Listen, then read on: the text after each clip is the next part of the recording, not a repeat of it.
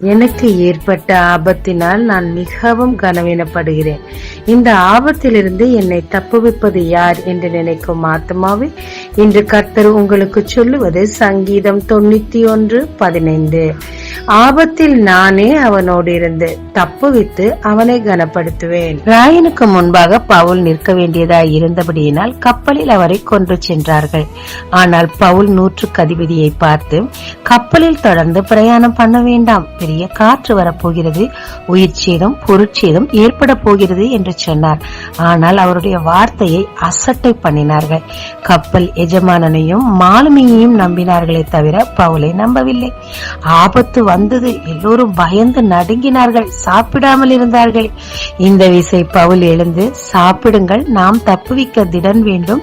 இந்த முறை கர்த்தர் உயிர் சேதம் ஏற்படாமல் பார்த்துக் கொள்வார், பொருட்சேதம் மட்டுமே ஏற்படும், கர்த்தர் சொன்னார் என்று சொன்னார்கள்.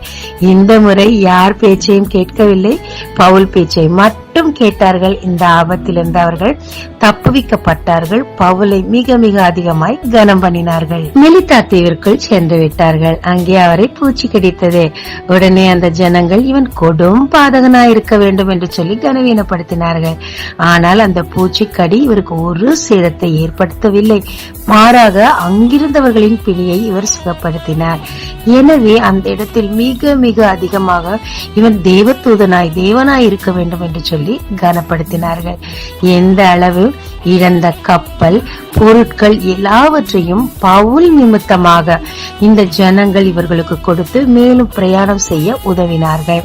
பவுல் மெலிதா தீவிலும் கனவீனப்படுத்தப்பட்டு கனம் பெற்றார், கப்பலிலும் கனவீனப்படுத்தப்பட்டும் கனம் பெற்றார். தேவன் ஆபத்தில் இவரோடு இருந்து இவரை தப்புவித்து கனம் பண்ண இவர் தேவனை நோக்கி பார்த்து கொண்டே இருந்ததுதான் காரணமாயிருந்தது. உங்க சூழ்நிலை பார்த்து உங்களிடத்தில் இருக்கும் தேவனை கூட அறியாமல் பொருட்படுத்தாமல் உங்களை மிக மிக அதிகமாக உலகம் கனவீனப்படுத்தலாம். ஆனால் தேவனை நோக்கி நீங்க பார்க்கும்போது தேவன் உங்களை தப்புவிக்கிறது மட்டுமல்லாமல் உங்கள் நிமித்தமாக அவர்களை ஆசீர்வதிப்பார். அதன் மூலமாக தேவன் உங்களை விடுவிக்கிறது மட்டுமல்லாமல் அதிக கனத்தை உங்களுக்கு நிச்சயமாய் தருவாருங்க. தேவனை நோக்கி பார்ப்பதை தவற விடாதீங்க, சோர்ந்து போகாதீங்க. தேவன் உங்களை கனப்படுத்தும் நாள் நெருங்கிவிட்டது. ஜெபிக்கலாமாங்க.